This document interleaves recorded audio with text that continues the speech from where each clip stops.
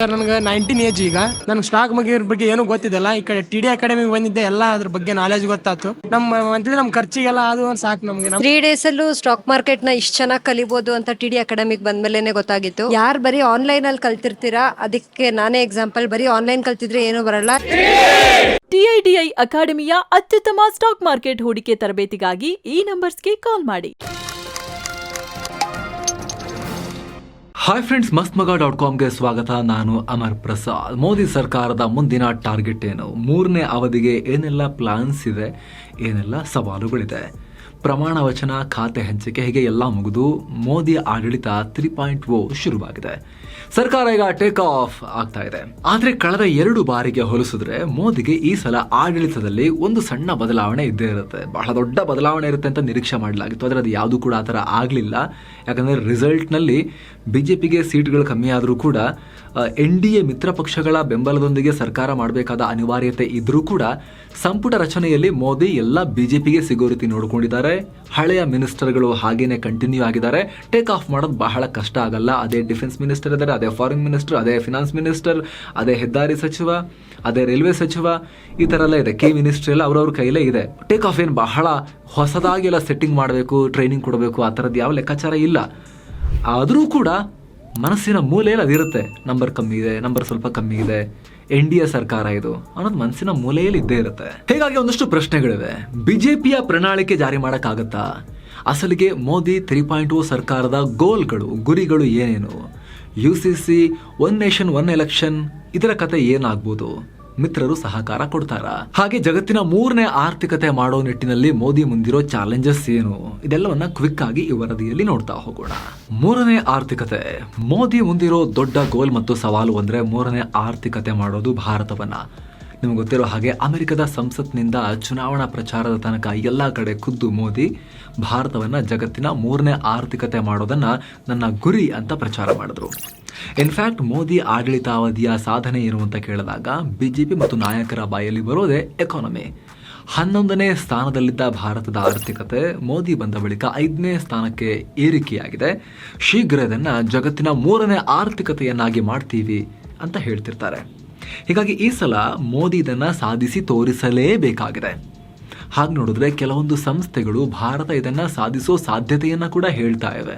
ಯಾಕಂದ್ರೆ ಭಾರತದ ಸರಾಸರಿ ಎಕನಾಮಿಕ್ ಗ್ರೋತ್ ರೇಟ್ ಮುಂದಿನ ವರ್ಷಗಳಲ್ಲಿ 6%ಗಿಂತ ಕಮ್ಮಿಗೆ ಬರಲ್ಲ ಅನ್ನೋದು ತಜ್ಞರ ಮಾತು. ಕಳೆದ ವರ್ಷ ನಿರೀಕ್ಷೆಗೂ ಮೀರಿ 8.2% ವೇಗದಲ್ಲಿ ಭಾರತ ಗ್ರೋ ಆಗಿತ್ತು. ಇವತ್ತಿಗೂ ವಿಶ್ವದಲ್ಲಿ ಅತ್ಯಂತ ವೇಗವಾಗಿ ಬೆಳೀತಿರೋ ದೊಡ್ಡ ಆರ್ಥಿಕತೆಗಳ ಪಟ್ಟಿಯಲ್ಲಿ ಭಾರತಕ್ಕೆ ಮುಂಚೂಣಿ ಸ್ಥಾನ ಇದೆ. ಜೆಫ್ರೀಸ್ ಅಂತೂ ಭಾರತ ಇನ್ನೆರಡೇ ವರ್ಷದಲ್ಲಿ 2027ರ ಹೊತ್ತಿಗೆಲ್ಲ ಜಗತ್ತಿನ 3ನೇ ಆರ್ಥಿಕತೆ ಆಗಿಬಿಡುತ್ತೆ. ಭಾರತದಲ್ಲಿ ಹೂಡಿಕೆ ಜಾಸ್ತಿ ಆಗ್ತಿರೋದು, ಮ್ಯಾನುಫ್ಯಾಕ್ಚರಿಂಗ್ ಕ್ಷೇತ್ರ ಬೆಳೀತಾ ಇರೋದು, ಸುಸ್ಥಿರ ಸರ್ಕಾರ, ರಫ್ತಲ್ಲಿ ಆಗ್ತಿರೋ ಬೆಳವಣಿಗೆ, ಇವೆಲ್ಲ ಇದಕ್ಕೆ ಕೊಡುಗೆಗಳನ್ನ ಕೊಡ್ತಾ ಇವೆ ಅಂತ ಜೆಫ್ರೀಸ್ ಹೇಳಿತ್ತು. ಆದರೆ ಇದಕ್ಕೊಂದಷ್ಟು ಸವಾಲು ಕೂಡ ಇದೆ. ಆ ಸವಾಲುಗಳು ಎಂಥವು ಅಂತ ಹೇಳಿದ್ರೆ, ಬಹುಶಃ ಈ ಜಗತ್ತಿನ 3ನೇ ಆರ್ಥಿಕತೆಯಾಗುವುದೇ ಆ ಸವಾಲುಗಳಿಗೂ ಮೆಡಿಸಿನ್ ಆಗಬಹುದು. ಉದಾಹರಣೆಗೆ ಮೊದಲನೇದು ನಿರುದ್ಯೋಗ. ಆರ್ಥಿಕತೆ ದೊಡ್ಡ ಆದ ಹಾಗೂ ಕೂಡ ಉದ್ಯೋಗಾವಕಾಶ ಜಾಸ್ತಿ ಆಗುತ್ತೆ, ನಿರುದ್ಯೋಗ ಕಮ್ಮಿ ಆಗ್ತಾ ಬರುತ್ತೆ. ಆದರೆ ಆರ್ಥಿಕತೆ ದೊಡ್ಡ ಆಗ್ತಾ ಉತ್ಪತ್ತಿಯಾಗೋ ಆ ಉದ್ಯೋಗ ಅವಕಾಶಗಳನ್ನು ಬಾಚಿಕೊಳ್ಳೋಕೆ ಕೌಶಲ್ಯ ಭರಿತ ವರ್ಕರ್ಸ್ ಅನ್ನ ಸೃಷ್ಟಿ ಮಾಡಬೇಕು. ನಮ್ಮ ದೇಶದಲ್ಲಿ ಇಂಜಿನಿಯರಿಂಗ್ ಕತೆ, ಬೇರೆ ಬೇರೆ ಡಿಗ್ರಿಗಳ ಕತೆ ಏನಾಗಿದೆ ಅಂದರೆ ನಿಮ್ಗೆ ಚೆನ್ನಾಗಿ ಗೊತ್ತು. ನಯಾ ಪೈಸೆ ಬೆಲೆ ಇರೋದಿಲ್ಲ, ಹೆಸರಿಗಷ್ಟೇ ಮುಗಿಸ್ಕೊಂಡ್ ಬಂದಿರ್ತಾರೆ, ಏನೂ ಗೊತ್ತಿರೋದಿಲ್ಲ, ಎಂಪ್ಲಾಯಬಲ್ಲೇ ಆಗಿರೋದಿಲ್ಲ ಅಂತ ತಜ್ಞರೇ ಹೇಳ್ತಾ ಇದ್ದಾರೆ. ಅದು ಹೋಗಬೇಕು. ಸ್ಕಿಲ್ಡ್ ವರ್ಕ್ ಫೋರ್ಸ್ ಅನ್ನ, ಸ್ಕಿಲ್ಡ್ ಪಾಪ್ಯುಲೇಷನ್ ಅನ್ನ ಕ್ರಿಯೇಟ್ ಮಾಡಬೇಕು. ಆಗ ಮಾತ್ರ ಆರ್ಥಿಕತೆ ದೊಡ್ಡ ಆದಾಗ ಉಂಟಾಗೋ ಅಥವಾ ಉತ್ಪತ್ತಿಯಾಗೋ ಅವಕಾಶಗಳನ್ನ ಬಾಚಿ ಉದ್ಯೋಗ ಪಡ್ಕೊಂಡು ಜನರು ಕೂಡ ಗ್ರೋ ಆಗೋಕೆ ಸಾಧ್ಯ. ಅದಕ್ಕೆ ಕೆಲಸ ಮಾಡಬೇಕು ಸರ್ಕಾರ. ಜೊತೆಗೆ ಇನ್ವೆಸ್ಟ್ಮೆಂಟ್ ಹರಿದು ಬರಬೇಕು ದೇಶದಲ್ಲಿ ಅಂತ ಹೇಳಿದ್ರೆ ಸ್ಕಿಲ್ಡ್ ವರ್ಕರ್ಸ್ ಜೊತೆಗೇನೆ ಮೂಲ ಸೌಕರ್ಯವನ್ನ ಇನ್ನಷ್ಟು ಇಂಪ್ರೂವ್ ಮಾಡಬೇಕು. ಅಂತಾರಾಷ್ಟ್ರೀಯ ದರ್ಜೆಯ ಮೂಲ ಸೌಕರ್ಯಗಳನ್ನ ಒದಗಿಸಿಕೊಡಬೇಕು. ಅದು ರಸ್ತೆ, ವಿಮಾನ, ರೇಲ್ ಮತ್ತು ಸೀಪೋರ್ಟ್ ಕನೆಕ್ಟಿವಿಟಿ, ಈ ರೀತಿ ಸಂಪರ್ಕದ ವಿಚಾರ ಆಗಿರ್ಬೋದು, ಅಥವಾ ಅತ್ಯಂತ ವೇಗದ ಇಂಟರ್ನೆಟ್ ಆಗಿರಬಹುದು, ಅಥವಾ ನಿರಂತರ ಹೈ ಕ್ವಾಲಿಟಿ ವಿದ್ಯುತ್ ಪೂರೈಕೆ ಆಗಿರ್ಬೋದು, ಕಚ್ಚಾ ಸಾಮಗ್ರಿಯ ಪೂರೈಕೆ ಆಗಿರಬಹುದು, ಅಥವಾ ಆಯಕಟ್ಟಿನ ನಗರಗಳಲ್ಲಿ ಅವರಿಗೆ ಬಿಸ್ನೆಸ್ ಮಾಡೋಕೆ ಜಾಗವನ್ನ ಮಾಡಿಕೊಡೋದಾಗಿರ್ಬೋದು. ಇದೆಲ್ಲವೂ ಕೂಡ ಆಗಬೇಕು. ತೆರಿಗೆ ಪದ್ಧತಿಯಲ್ಲೂ ಕೂಡ ಸರಳೀಕರಣ ಆಗಬೇಕು ಇನ್ನಷ್ಟು. ಅವಾಗ ಮಾತ್ರ ಸಾಧ್ಯ ಇದೆಲ್ಲವೂ ಕೂಡ. ತಲಾದಾಯದ ಟಾರ್ಗೆಟ್. ಮುಂದಿನ 6 ವರ್ಷಗಳಲ್ಲಿ ಭಾರತೀಯರ ತಲಾ ಆದಾಯವನ್ನ $2,500 ಅಂದ್ರೆ 2.7 ಲಕ್ಷ ರೂಪಾಯಿನಿಂದ 3.6 ಲಕ್ಷ ರೂಪಾಯಿಗೆ ಏರಿಸೋ ಕುರಿತು ಮೋದಿ ಸರ್ಕಾರ ಈ ಮುಂಚೆನೆ ಟಾರ್ಗೆಟ್ ಹಾಕೊಂಡಿತ್ತು. ಸೊ ಮತ್ತೆ 5 ವರ್ಷ ಕೆಲಸ ಮಾಡೋಕೆ ಅವಕಾಶ ಸಿಕ್ಕಿರೋ ಸಂದರ್ಭದಲ್ಲಿ ಅದನ್ನ ಅಚೀವ್ ಮಾಡಿ ತೋರಿಸಲೇಬೇಕಾಗಿದೆ. ಅಷ್ಟೇ ಅಲ್ಲ, ಸದ್ಯಕ್ಕೆ ಈಗ ಭಾರತದ ಸರಾಸರಿ ಸಾಕ್ಷರತೆ 78% ಇದೆ. ಅದನ್ನ 82%ಗೆ 2030 ವೇಳೆಗೆ ಏರಿಸೋ ಗುರಿಯನ್ನ ಕೂಡ ಸರ್ಕಾರ ಇಟ್ಕೊಂಡಿದೆ. ಈ ನಿರುದ್ಯೋಗ ಸಮಸ್ಯೆ ಬಗ್ಗೆ ಸ್ವಲ್ಪ ಡೀಟೇಲ್ ಆಗಿ ನೋಡ್ಬಿಡೋಣ. ಈಗ ಮೋದಿ ಮುಂದಿರೋ ದೊಡ್ಡ ಸವಾಲುಗಳಲ್ಲಿ ನಿರುದ್ಯೋಗ ಸಮಸ್ಯೆ ಕೂಡ ಒಂದು. ಈ ಬಾರಿ ಎಲೆಕ್ಷನ್ ಅಲ್ಲಿ ವಿಪಕ್ಷಗಳು ಕೂಡ ಈ ವಿಚಾರವನ್ನ ಸ್ಟ್ರಾಂಗ್ ಆಗಿ ಮೆನ್ಷನ್ ಮಾಡಿದ್ರು. 2 ಕೋಟಿ ಉದ್ಯೋಗ ಸೃಷ್ಟಿ ಮಾಡ್ತೀವಿ ಅಂತ ಹೇಳಿದ್ರು. ಸೃಷ್ಟಿ ಮಾಡಿದ್ರ ಅನ್ನೋ ಪ್ರಶ್ನೆಯನ್ನ ಜನರ ಮುಂದೆ, ಯುವಕರ ಮುಂದೆ ಪ್ರತಿಪಕ್ಷಗಳು ಇಟ್ವು. ಬಿಜೆಪಿ ಅದಕ್ಕೆ ಒಂದಷ್ಟು ಸಮರ್ಥನೆಗಳನ್ನ ಕೊಡ್ತು. ನಾವು ಸೃಷ್ಟಿಸೋ ಮೂಲ ಸೌಕರ್ಯದಿಂದ ಕೂಡ ವರ್ಷಕ್ಕೆ ಕೋಟ್ಯಂತರ ಜಾಬ್ಸ್ ಕ್ರಿಯೇಟ್ ಆಗ್ತಾ ಇದೆ. ಅದು ಕಣ್ಣಿಗೆ ಕಾಣದೇ ಇರಬಹುದು ಅಷ್ಟೇ. ಆರ್ಗನೈಸ್ಡ್ ಸೆಕ್ಟರ್ ನಲ್ಲಿ ಇರದೇ ಇರಬಹುದು, ಅನ್ಆರ್ಗನೈಸ್ಡ್ ಸೆಕ್ಟರ್ ನಲ್ಲಿ ಕ್ರಿಯೇಟ್ ಆಗಿರಬಹುದು. ಅದು ಲೆಕ್ಕಕ್ಕೆ ಸಿಗೋದಿಲ್ಲ. ಆದ್ರೆ GDP ಗ್ರೋತ್ ನಲ್ಲಿ ಅದು ಕಾಣುತ್ತೆ ಅಂತ ಸರ್ಕಾರ ಹೇಳ್ತು. ಅದೇನೇ ಇದ್ರೂ ಕೂಡ ಭಾರತದ ಪ್ರತಿ ಸರ್ಕಾರಕ್ಕೂ ಇರೋ ತರ ಮೋದಿ ಸರ್ಕಾರ ಕೂಡ ಈ ನಿರುದ್ಯೋಗದ ಸಮಸ್ಯೆಯನ್ನ ಎದುರಿಸಲೇಬೇಕು. ಒಂದಷ್ಟು ಮಟ್ಟಿಗಾದ್ರೂ ಅದನ್ನ ಶಾಂತಗೊಳಿಸೋ ಪ್ರಯತ್ನವನ್ನ ಮಾಡಲೇಬೇಕು, ಯಶಸ್ಸನ್ನ ಕಾಣಲೇಬೇಕು. Centre for monitoring Indian economy ಅನ್ನೋ ಥಿಂಕ್ ಟ್ಯಾಂಕ್ ಮಾಡಿರೋ ವರದಿ ಪ್ರಕಾರ ಭಾರತದ ನಿರುದ್ಯೋಗ ದರ ಈ ವರ್ಷದ ಮಾರ್ಚ್ ನಲ್ಲೇ 7.4% ಇತ್ತು. ಆದ್ರೆ ಏಪ್ರಿಲ್ ಹೊತ್ತಿಗಾಗಲೇ ಅದು 8.1%ಗೆ ಏರಿಕೆಯಾಗಿತ್ತು. ಏನೋ ಮೋದಿ ಸರ್ಕಾರದ ಅವಧಿಯಲ್ಲೇ ಬಂದ ಕೊರೋನಾ ಪ್ಯಾಂಡಮಿಕ್, ಕೋವಿಡ್ ಅದಾದ ಬಳಿಕ ನಿರುದ್ಯೋಗದ ಪ್ರಮಾಣ ದೊಡ್ಡ ಪ್ರಮಾಣದಲ್ಲಿ ಏರಿಕೆಯಾಗಿದೆ. 2019ರಲ್ಲಿ 5.27% ನಿರುದ್ಯೋಗ ದರ ಇತ್ತು. ಏನೋ ಸರ್ಕಾರಿ ಲೆಕ್ಕದ ಪ್ರಕಾರನೇ ನಗರ ಪ್ರದೇಶದಲ್ಲಿ 15ರಿಂದ 29 ವರ್ಷದವರ ಒಳಗಿನ ನಿರುದ್ಯೋಗದ ಪ್ರಮಾಣ ಕಳೆದ ವರ್ಷಕ್ಕೆ ಹೋಲಿಸಿಕೊಂಡ್ರೆ ಈ ವರ್ಷದ ಕ್ವಾರ್ಟರ್ನಲ್ಲಿ 16.5%ನಿಂದ 17% ಹೆಚ್ಚಾಗಿದೆ. ಆರ್ಥಿಕ ತಜ್ಞರ ಪ್ರಕಾರ ಒಂದು ದೇಶದಲ್ಲಿ ನಿರುದ್ಯೋಗದ ದರ 3% ಅಥವಾ 5% ಒಳಗಿದ್ರೆ ಅದು ಓಕೆ, ತಡ್ಕೊಳ್ಬಹುದಾದ ರೇಂಜ್ ಅಂತ ಕರೆಸ್ಕೊಳ್ಳುತ್ತೆ. ಭಾರತದಲ್ಲಿ ಹೆಚ್ಚು ಕಮ್ಮಿದ್ರೆ ಡಬಲ್ ಇದೆ. ಹೀಗಾಗಿ ಹತೋಟಿಗೆ ತರಲೇಬೇಕಾದ ಸವಾಲು ಮೋದಿ ಸರ್ಕಾರದ ಮುಂದಿದೆ. ಹಣದುಬ್ಬರ. ಸ್ನೇಹಿತರೆ, ಈ ಮುಂಚಿನ ಹಣದುಬ್ಬರಕ್ಕೆ ಹೋಲಿಸಿಕೊಂಡ್ರೆ ಸದ್ಯಕ್ಕೆ ಭಾರತದ ಸರಾಸರಿ ಹಣದುಬ್ಬರ ಕಮ್ಮಿ ಇದೆ, 4.75% ಇದೆ. ಆದ್ರೆ RBIನ ಒಂದು ಟಾಲರೆನ್ಸ್ ಬ್ಯಾಂಡ್ ಅಂತ ಇದೆ. ಅಂದ್ರೆ ಓಕೆ, ಇಷ್ಟಿದ್ರೆ ತಡ್ಕೊಳ್ಬಹುದು ಅನ್ನೋ ಒಂದು ಬ್ಯಾಂಡ್. ಅದು 2ರಿಂದ 4% ಒಳಗಿದ್ರೆ ಓಕೆ ಅಂತ. ಅದಕ್ಕಿಂತ ಜಾಸ್ತಿನೇ ಇದೆ, 4.75% ಇದೆ. ಸೊ UPA ಎರಾಗೆ ಹೋಲಿಸಿದ್ರೆ ಹಣದುಬ್ಬರ ಕಂಪ್ಯಾರಬಲಿ ಕಮ್ಮಿನೇ ಇದ್ರೂ ಕೂಡ RBIನ ಟಾಲರೆನ್ಸ್ ಬ್ಯಾಂಡ್ಗಿಂತ ಹೊರಗೇನೆ ಇದೆ ಈ ಕ್ಷಣದವರೆಗೂ ಕೂಡ. ಅದರಲ್ಲೂ ಆಹಾರ ಪದಾರ್ಥಗಳ ಹಣದುಬ್ಬರದಲ್ಲಿ ಇಳಿಕೆ ಆಗಿಲ್ಲ. 2023ರ ನವೆಂಬರ್ ತಿಂಗಳಿನಿಂದ 8% ಮತ್ತು ಅದಕ್ಕಿಂತ ಹೆಚ್ಚಲ್ಲೇ ಇದೆ. ಈ ಮುಂಚೆ ಈರುಳ್ಳಿ, ಗೋಧಿ ಸೇರಿ ಅನೇಕ ಪದಾರ್ಥಗಳ ರಫ್ತನ್ನ ಬ್ಯಾನ್ ಮಾಡಲಾಗಿತ್ತು, ಭಾರತದಲ್ಲಿ ಬೆಲೆ ಏರಿಕೆ ಆಗಬಾರದು ಅಂತ. ಇದು ಕೊಂಚ ಮಟ್ಟಿಗೆ ಹಣದುಬ್ಬರವನ್ನ ಬ್ಯಾಲೆನ್ಸ್ ಮಾಡಿತ್ತು. ಆದ್ರೆ ಇಲ್ಲಿ ಒಂದಷ್ಟು ಕಾರಣಗಳು, ಫಾರ್ ಎಕ್ಸಾಂಪಲ್ ರೈತರ ಆದಾಯ, ಒಂದಷ್ಟು ರಾಜಕೀಯ ಕಾರಣಗಳು ಆಹಾರ ಪದಾರ್ಥಗಳ ರಫ್ತಿನ ನಿರ್ಬಂಧವನ್ನ ತೆಗೆಯೋ ಕಾರಣ ಆಯಿತು. ಯಾಕಂದ್ರೆ ಒಳ್ಳೆ ರೇಟ್ ಸಿಗೋ ಟೈಮ್ನಲ್ಲಿ ರಫ್ತು ಬ್ಯಾನ್ ಮಾಡ್ತಿರಲ್ರಿ ಅಂತ ಹೇಳಿ ರೈತರು ಸಿಟ್ ಮಾಡ್ಕೊಳ್ತಾರಲ್ವಾ, ಅವ್ರಿಗೂ ಕೂಡ ಒಳ್ಳೆ ಬೆಲೆ ಸಿಗ್ಬೇಕಲ್ವಾ.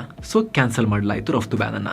ಜೊತೆಗೆ ಹವಾಮಾನದ ವರ್ತನೆ ಕೂಡ ಈ ಸಲ ಆಹಾರ ಪದಾರ್ಥಗಳ ಉತ್ಪಾದನೆಯಲ್ಲಿ ಒಂದಷ್ಟು ನೆಗೆಟಿವ್ ಇಂಪ್ಯಾಕ್ಟ್ ಬೀರಿದ್ವು.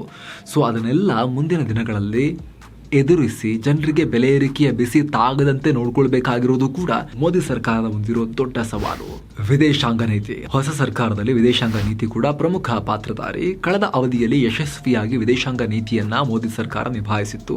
ಕೆಲವೊಂದ್ಸಲ ವಿಪಕ್ಷ ನಾಯಕರಿಂದಲೂ ಪ್ರಶಂಸೆಗೆ ಒಳಪಟ್ಟಿತ್ತು. ಸೊ ಈಗ ಅದನ್ನ ಹಾಗೆ ಕಾಪಾಡಿಕೊಂಡು ಮತ್ತು ಬರುವ ಹೊಸ ಚಾಲೆಂಜಸ್ ಅನ್ನ ಕೂಡ ಸರ್ಕಾರ ಮೇಂಟೈನ್ ಮಾಡ್ತಾ ರಿಸಾಲ್ವ್ ಮಾಡ್ಕೊಳ್ತಾ ಹೋಗಬೇಕು. ಅದರಲ್ಲೂ ಮಾಲ್ಡೀವ್ಸ್ ಅನ್ನೋ ಸ್ಟ್ರಾಟಜಿಕಲಿ ಲೊಕೇಟ್ ಆಗಿರೋ ದೇಶ ಈಗ ಚೀನಾದ ಕೈಗೆ ಹೋಗಿದೆ.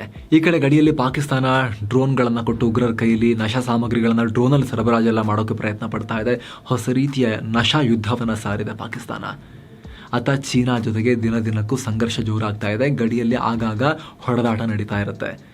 ಆ ಕಡೆ ಹಿಂದೂ ಮಹಾಸಾಗರದಲ್ಲಿ ಚೀನಿ ಹಡಗುಗಳ ಕಳ್ಳಾಟ, ಜಾಗತಿಕ ವೇದಿಕೆಗಳಲ್ಲಿ ಭಾರತ ವಿರೋಧಿ ನಡೆ ಅನುಸರಣೆ, ಹೀಗೆ ಸಾಕಷ್ಟು ವಿಚಾರದಲ್ಲಿ ಚೀನಾ ಭಾರತಕ್ಕೆ ಕಾಡ್ತಾ ಇದೆ. ಉಗ್ರರನ್ನು ಕೂಡ ಕಾಪಾಡೋ ಮಟ್ಟಕ್ಕೆ ಚೀನಾ ಕೆಳಮಟ್ಟದ ರಾಜಕಾರಣ ಮಾಡ್ತಾ ಇದೆ. ಹೀಗಾಗಿ ಎಲ್ಲವನ್ನು ಭಾರತ ಸರ್ಕಾರ ನಿಭಾಯಿಸಬೇಕು.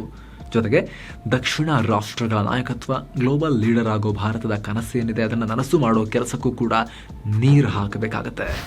ರೈತ ಸಮಸ್ಯೆಗಳು. ಮೋದಿ ನೇತೃತ್ವದ NDA ಸರ್ಕಾರದ ಮುಂದಿರೋ ಅತಿದೊಡ್ಡ ಸವಾಲುಗಳ ಪೈಕಿ ರೈತ ಸಮಸ್ಯೆಗಳು ಕೂಡ ಒಂದು. ಕಳೆದ ಅವಧಿಯಲ್ಲಿ ರೈತರ ಆದಾಯವನ್ನ ಡಬಲ್ ಮಾಡ್ತೀವಿ ಅಂತ ಮೋದಿ ಸರ್ಕಾರ ಹೇಳಿತ್ತು. ಆದರೆ ಅದು ಸಾಧ್ಯ ಆಗಿಲ್ಲ ಅಂತ ವಿಪಕ್ಷಗಳು ಮತ್ತು ರೈತ ಸಂಘಟನೆಗಳು ಬಿಜೆಪಿ ಸರ್ಕಾರವನ್ನು ದೂರಿದ್ವು. ಜೊತೆಗೆ ರೈತ ಮಸೂದೆಗಳ ವಿಚಾರದಲ್ಲಿ ಹಿಂದಿನ ಸರ್ಕಾರದ ವಿರುದ್ಧ ದೊಡ್ಡ ಮಟ್ಟದಲ್ಲಿ ಪ್ರತಿರೋಧ ಕೇಳಿಬಂತು. ಈ ಬಾರಿ ಉತ್ತರ ಪ್ರದೇಶ, ಹರಿಯಾಣ, ಪಂಜಾಬ್ನಲ್ಲಿ ಬಿಜೆಪಿಯ ಪರ್ಫಾರ್ಮೆನ್ಸ್ ಡೌನ್ ಆಗೋಕೆ ಇದು ಕೂಡ ಮುಖ್ಯ ಕಾರಣ, ರೈತರಲ್ಲಿದ್ದ ಕೆಲವೊಂದಷ್ಟು ಅಸಮಾಧಾನಗಳು ಕಾರಣ ಅಂತಲೂ ವಿಶ್ಲೇಷಣೆ ಮಾಡಲಾಗ್ತಾ ಇದೆ. ಹೀಗಾಗಿ ಈ ಸಲ ಬಿಜೆಪಿ ರೈತ ಸಮುದಾಯದ ಸಮಾಧಾನ ಮಾಡೋದ್ರ ಜೊತೆಗೆ ಈ ಹಿಂದಿನ ಭರವಸೆಗಳು ಮತ್ತು ಈ ಸಲ ಕೊಟ್ಟಿರೋ ಪ್ರಣಾಳಿಕೆಯನ್ನು ಕೂಡ ಈಡೇರಿಸಬೇಕು. ಇಲ್ಲಿ ಏಕರೂಪ ನಾಗರಿಕ ಸಂಹಿತೆ ಜಾರಿ ಮಾಡೋದಾಗಿರ್ಬೋದು, ಅಥವಾ ಇನ್ನಷ್ಟು ವಿವಾದಾಸ್ಪದ ಸ್ಥಳಗಳಲ್ಲಿ ಏನು ಮಸೀದಿಗಳಿವೆ ಅಲ್ಲೆಲ್ಲ ಮತ್ತೆ ಹಿಂದೂ ಧಾರ್ಮಿಕ ಕೇಂದ್ರಗಳನ್ನು ಮಾಡೋ ವಿಚಾರದಲ್ಲಾಗಿರಬಹುದು, ಅಥವಾ ಒನ್ ನೇಷನ್ ಒನ್ ಪೋಲ್ ಅಂತ ವಿಚಾರಗಳಲ್ಲಾಗಿರ್ಬೋದು. ಇಂಥ ವಿಚಾರಗಳಿಗೆ ಓಕೆ, ಇದು ನಮ್ಮದು ಪೂರ್ಣ ಬಹುಮತದ ಸರ್ಕಾರ ಅಲ್ಲ, ನಮ್ಮ ಪೂರ್ಣ ಬಹುಮತ ಬರಕ್ಕೆ ನಾವು ವೆಯ್ಟ್ ಮಾಡ್ತೀವಿ, ಇದು NDA ಸರ್ಕಾರ ಅಂಥೇಳಿ ಅವುಗಳನ್ನು ಬೇಕಾದರೆ ಕೋಲ್ಡ್ ಸ್ಟೋರೇಜಲ್ಲಿ ಇಡೋಕ್ಕೆ ಸಾಧ್ಯ. ಆದರೆ ಇಷ್ಟೊತ್ತು ನಾವು ಮೇಲೆ ಹೇಳಿದ್ವಲ್ಲ, ಅವುಗಳನ್ನು ಕೋಲ್ಡ್ ಸ್ಟೋರೇಜ್ನಲ್ಲಿ ಇಡಕ್ಕೆ ಬರಲ್ಲ. ಯಾಕಂದರೆ ಅವು ಯೂನಿವರ್ಸಲ್ ಸಬ್ಜೆಕ್ಟ್ಗಳು ಅಥವಾ ಯೂನಿವರ್ಸಲ್ ಟಾಪಿಕ್ಗಳು. ಅದು ಯಾವುದೇ ಸರ್ಕಾರ ಇರಲಿ, ಬಹುಮತದ್ದೋ ಅಥವಾ ಈ ಸಮ್ಮಿಶ್ರ ಸರ್ಕಾರನೋ ಯಾವುದೇ ಸರ್ಕಾರ ಇರಲಿ, ಅವರೆಲ್ಲರಿಗೂ ಅನ್ವಯ ಆಗೋ ಬೇಸಿಕ್ ಅಜೆಂಡಾ ಅದು. ನಾವಿಷ್ಟೊತ್ತು ಕೂಡ ಹೇಳಿದ್ದು ಅದೆಲ್ಲವನ್ನ ಈಡೇರಿಸಲೇಬೇಕಾದ ಚಾಲೆಂಜ್ ಮೋದಿ ಮತ್ತು ಅವರ ಸರ್ಕಾರದ ಮುಂದೆ ಇದೆ. ನೆಕ್ಸ್ಟ್ 5 years ಮುಗಿಯೋದ್ರೊಳಗಡೆ ಅದನ್ನು ಫುಲ್ಫಿಲ್ ಮಾಡಲೇಬೇಕಾಗತ್ತೆ. ಹಾಗಂತ ಉಳಿದ ಭರವಸೆಗಳಲ್ಲೂ ಬಹಳ ಪ್ರಾಬ್ಲಮ್ ಇದೆ ಅಂತ ಅನಿಸ್ತಾ ಇಲ್ಲ. ಉದಾಹರಣೆಗೆ uniform civil code, one nation one election ಅಂತ ಇಂಪಾರ್ಟೆಂಟ್ ಭರವಸೆಗಳು. ಇದಕ್ಕೆ ಇಂಪಾರ್ಟೆಂಟ್ ಮಿತ್ರ ಪಕ್ಷವಾದ JDU ಸಪೋರ್ಟ್ ಮಾಡಿದೆ. TDP ಇದ್ರ ಬಗ್ಗೆ ಯಾವುದೇ ಒಪಿನಿಯನ್ ಕೊಟ್ಟಿಲ್ಲ. TDP ಕೂಡ ಬಹಳ ಪ್ರಾಬ್ಲಮ್ ಮಾಡೋ ಲಕ್ಷಣ ಇಲ್ಲ. ಆದರೆ ಕಳೆದ ಬಿಜೆಪಿ ಸರ್ಕಾರದ ಅವಧಿಯಲ್ಲೇ ಪಾಸ್ ಆಗಿ ಜಾರಿಯಾಗದೆ ಹಾಗೆ ಉಳಿದಿರೋ ಲ್ಯಾಂಡ್ ಅಕ್ವಿಸಿಷನ್ ಬಿಲ್ ಆಗಿರ್ಬೋದು ಅಥವಾ ಲೇಬರ್ ಕೋಡ್ಸ್ ಆಗಿರ್ಬೋದು, ಅದನ್ನು ಹೇಗೆ ಜಾರಿಗೆ ತರ್ತಾರೆ, ಅದಕ್ಕೇನಾದರೂ ಪ್ರತಿರೋಧ ಎದುರಾಗುತ್ತಾ, ಅದನ್ನು ಹೇಗೆ ಸಮಾಧಾನ ಮಾಡಿ ಎಲ್ಲರಿಗೂ ಒಪ್ಪಿಸಿ ಜಾರಿ ಮಾಡೋಕೆ ಮುಂದಾಗ್ತಾರೆ, ಅದು ಇಂಪಾರ್ಟೆಂಟ್ ಆಗುತ್ತೆ. ಇದೆಲ್ಲಕ್ಕೂ ಮಿಗಿಲಾಗಿ ಜಾಸ್ತಿ ಸಚಿವ ಸ್ಥಾನಗಳನ್ನು ಕೊಡದೆ ಹೋದರೂ ಕೂಡ ಮೋದಿಯೊಂದಿಗೆ ಸ್ಟ್ರಾಂಗ್ ಆಗಿ ನಿಂತಿರೋ ನಿತೀಶ್ ಕುಮಾರ್ ಮತ್ತು ಚಂದ್ರಬಾಬು ನಾಯ್ಡು ಅವರು ಅವರವರ ರಾಜ್ಯಗಳಿಗೆ ಚೆನ್ನಾಗಿ ಫಂಡಿಂಗ್ ಆದರೂ ಮಾಡಿಕೊಡಿ ಅಂತ ಕೇಳ್ತಾರೆ. ನೋಡಿ, ನಮ್ಮದು ಹಿಂದುಳಿದಿರೋ ರಾಜ್ಯ, ಬಿಮಾರು ರಾಜ್ಯ, ನಮಗೆ ಹೆಚ್ಚಿನ ಕೇಂದ್ರದ ಸಹಾಯ ಬೇಕಾಗುತ್ತೆ ಅಂತ ಹೇಳಿ ನಿತೀಶ್ ಕುಮಾರ್ ಡೆಫಿನೆಟ್ಲಿ ಕೇಳ್ತಾರೆ. ಮುಂಚಿಂದನೂ ಕೇಳ್ತಿದ್ದಾರೆ, ಅದನ್ನು ಸ್ಟ್ರಾಂಗ್ ಆಗಿ ಸಲ ಕೇಳ್ತಾರೆ. ನಮ್ಮದು ಹೈದರಾಬಾದ್ ತೆಲಂಗಾಣಕ್ಕೆ ಹೋಗ್ಬಿಡ್ತು, ನಮಗೆ ಕ್ಯಾಪಿಟಲ್ಲೇ ಇಲ್ಲ, ಇಂಪಾರ್ಟೆಂಟ್ ಪ್ರದೇಶಗಳೆಲ್ಲ ತೆಲಂಗಾಣದಲ್ಲಿದೆ, ನಾವು ಹೊಸ ರಾಜ್ಯ, ನಮಗೆ ಹೊಸ ಕ್ಯಾಪಿಟಲ್ ಕಟ್ಟಬೇಕು, ಸಹಾಯ ಬೇಕು ಅಂತ ನಾಯ್ಡು ಕೂಡ ಕೇಳ್ತಾರೆ ಆಂಧ್ರ ಪ್ರದೇಶಕ್ಕೆ. ಸೊ ಆ ಎರಡೂ ರಾಜ್ಯಗಳ ಅವಶ್ಯಕತೆಗಳನ್ನು ಫುಲ್ಫಿಲ್ ಮಾಡುವಂತಹ ಜವಾಬ್ದಾರಿ ಮತ್ತು ಚಾಲೆಂಜ್ ಕೂಡ ನರೇಂದ್ರ ಮೋದಿಯವರ ಮುಂದೆ ಇದೆ. ಇದೆಲ್ಲವನ್ನು ಬ್ಯಾಲೆನ್ಸ್ ಮಾಡಿಕೊಂಡು 5 ವರ್ಷಗಳ ಸರ್ಕಾರವನ್ನು ಅವರು ನಡೆಸಬೇಕಾಗತ್ತೆ. ಮತ್ತೆ ಭೇಟಿ ಆಗ್ತಿರೋಣ. ನಮಸ್ತೆ.